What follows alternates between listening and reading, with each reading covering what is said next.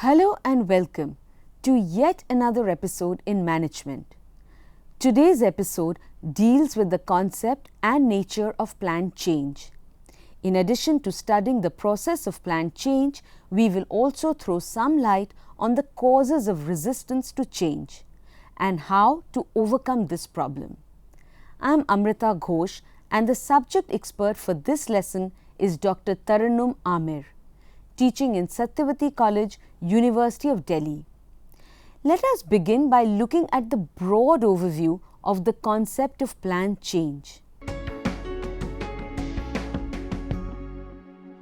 Change is a continuous phenomenon of organizational life. The survival, growth and success of an organization depends on the ability of the organization to change. In simple words, change is inevitable and it affects all types of organizations.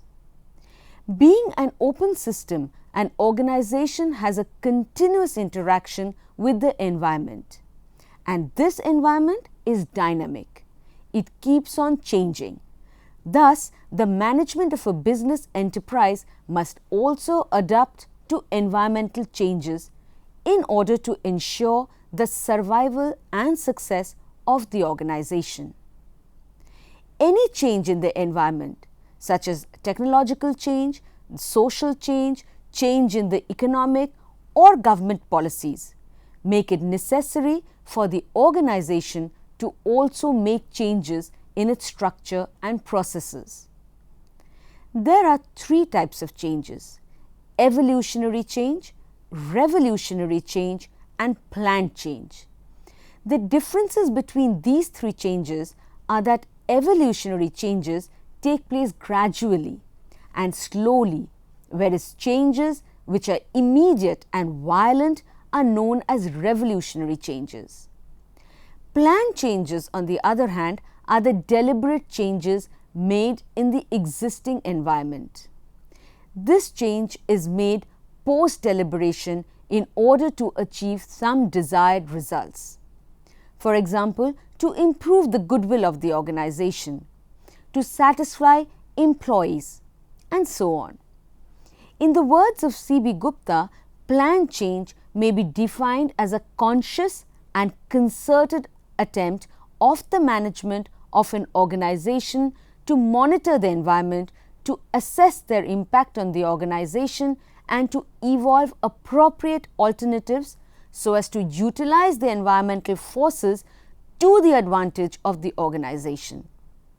According to Warren Bennis, planned change encompasses the application of systematic and appropriate knowledge to human affairs for the purpose of creating intelligent action and choices. Thus, planned changes are carried out intentionally by the management of an organization. Following are some of the features of the planned change. 1. Planned change is a continuous change. 2. It is a deliberate attempt to change the structure and process of the organization. 3. It takes place in all organizations. However, speed of the change may be different from one part of the organization to another. 4. Planned change can be of two types, that is, proactive change and reactive change. Proactive change is the change which is initiated by the management itself, and reactive changes are those changes which are carried out as a reaction to the changes in the external environment.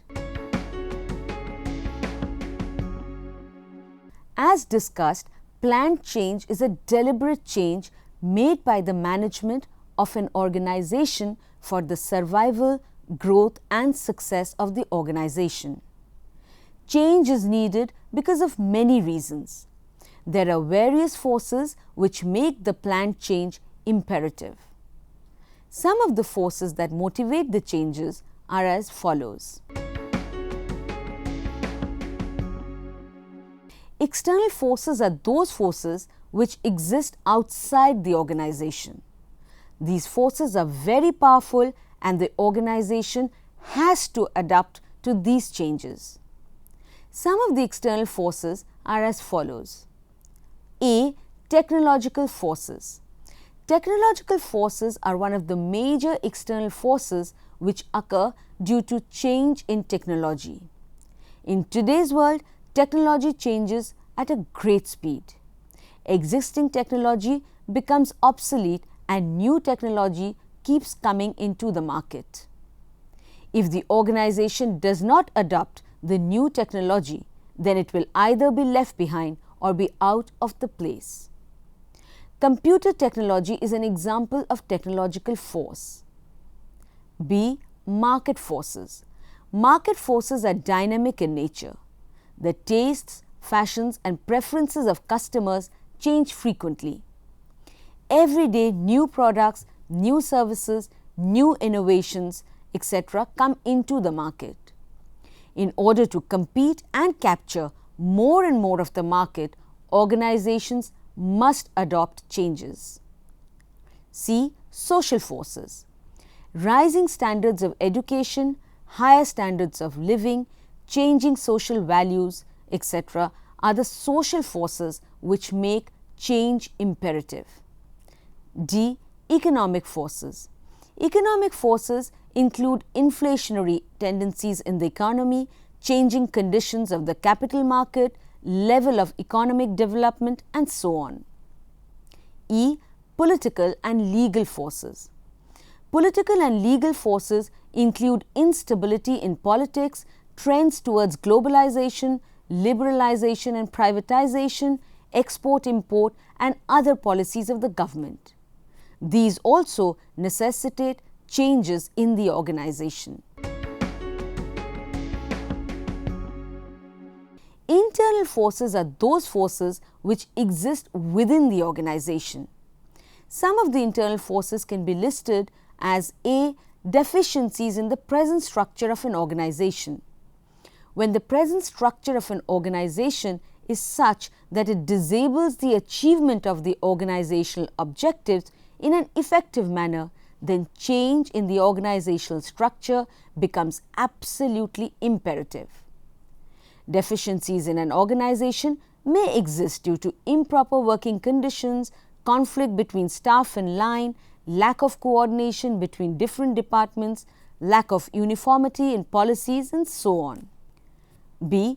Changes due to managerial personnel. New managerial personnel may bring along new ideas and new methods of working.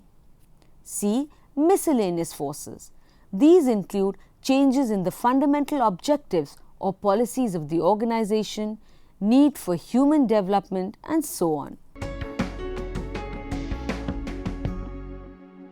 According to Kurt Lewin, there are 3 phases in the process of planned change. A. Unfreezing. This phase means that people of an organization must break the old method or technique of performing a task and acquire new techniques for the implementation of the planned change. It is the duty of the managers to explain to his subordinates the need for the change, and he must convince them that the change is necessary for the success of the organization. B. Moving or changing. This is the phase where new learning takes place. Once subordinates are convinced, the managers must bring in the changes systematically.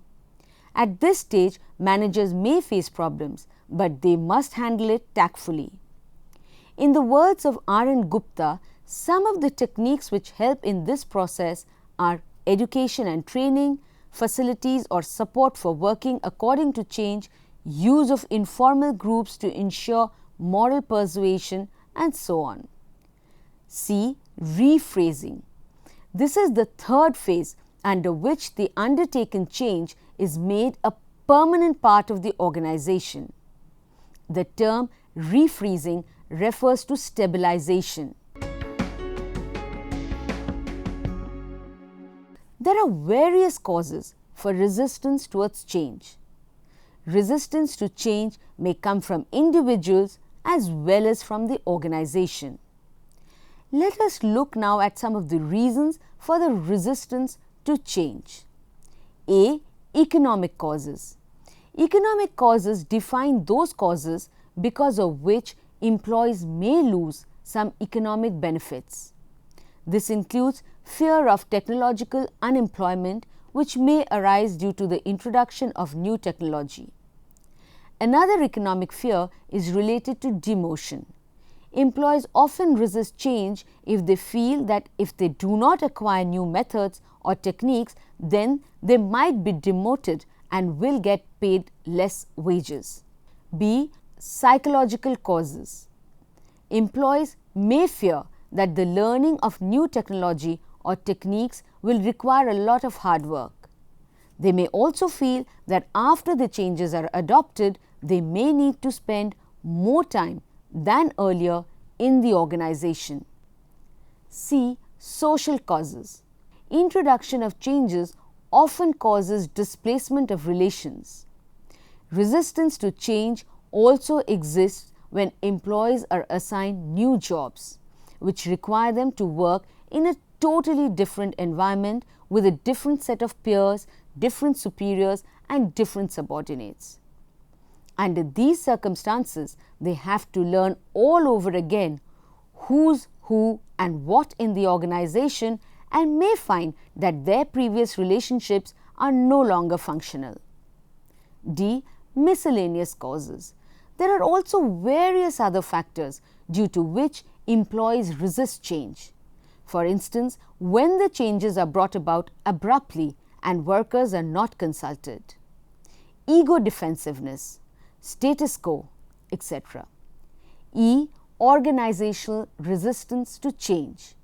Organizational structures, role relationships, philosophy and values also tend to resist change.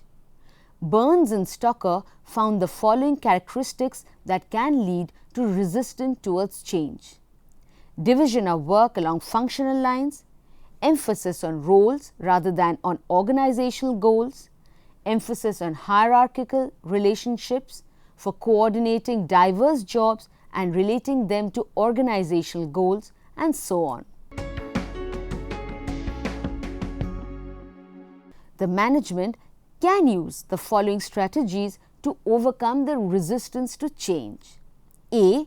Education and communication. The first and foremost strategy is to educate the employees. Employees must be well informed and convinced to adopt change. Communication is very important because many employees often resist change because of misunderstandings and lack of knowledge. Therefore, they must know the reasons for the change. They must be convinced that the change is for their benefits. B. Participation of employees. Participation of employees is another important strategy that can be used to overcome resistance to change, because participation will give employees a sense of involvement, which is necessary for the successful implementation of any change. C. Facilitation and support. Management must support and give time to the employees to adjust with the new situation. D. Use of positional power. In situations when employee cooperation is not forthcoming to the desired extent, despite the best management efforts, yet the change is vital in the interest of the business enterprise, management may resort to the use of its powerful position to introduce the change. E. Preparing and maintaining the psychological climate of the enterprise. Management should prepare a psychological climate in advance of the actual introduction to change. They should emphasize the positive benefits of change. They should convince the employees that change will not only be fruitful to the organization but also lead to an increase in their wage earnings, in their opportunities for self-development, and so on. It is not easy to manage organizational change. It is a complex process and involves various steps. Following are some of the guidelines which may help in the process of managing change. A. Identifying the need for change. The first and foremost important step is to identify the need for change. Management must analyze both internal as well as external forces which demand change. Then the forces which are not important must be isolated. In order to identify the necessity for change, the gap between the desired situation and the existing situation needs to be analyzed. In short, the basic objective of change has to be cleared in the first stage. B. Define the elements to be changed. After identifying internal as well as external forces, the next step of the management towards change is to define clearly the major elements to be changed. Usually, there are three elements which require changes. That is, the structure of an organization, human resources of an organization, and the technology to be used for producing the products. C. Planning the change. The next step, that is planning the change, is the most difficult step because it includes various questions regarding change. For instance, the first question which can make the management of change difficult is related to time. Every organization which wants to bring about the change has to select the right time for doing so. This means that various factors like the time required to convince people to accept the change, training and counseling of the employees to make them familiar with new situations, and so on should be taken into consideration. The next question may be related to selecting the person who will bring about the change. Though it is the duty of every manager to bring about the change, but there must be an individual person who may be assigned the responsibility to bring about the change in the organization. D. Assessing change forces. There are various forces which resist change. Thus, it becomes necessary to assess these forces. The concept of force field analysis, which has been developed by Kurt Lewin, is a scientific approach for analyzing change. According to him, there are two types of forces which affect change, that is, driving forces and restraining forces. Driving forces are those forces which favor change, and restraining forces are those forces which are against the change. Change in an organization occurs only when these forces are not in equal strength. This means that if these forces are in equal strength, then there cannot be any change in the organization. There may be two situations. Firstly, the situation when the driving force is more powerful than the restraining force. And secondly, a situation when the restraining force is more powerful than the driving force. Force field analysis suggests that before implementing the change, the manager has to identify and evaluate both these forces. This will help the manager to remove all the obstacles which may block the change. E. Implementing the change. The next step after assessing the various forces is to implement the change in an organization.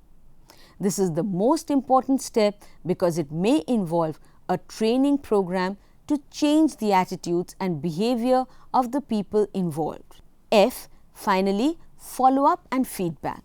Follow-up action is very necessary to ensure that the change is progressing in the right direction.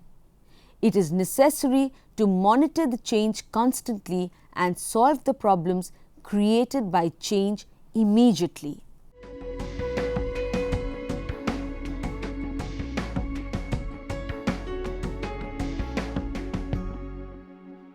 Environment is dynamic. It keeps on changing with the passage of time. It does not remain static.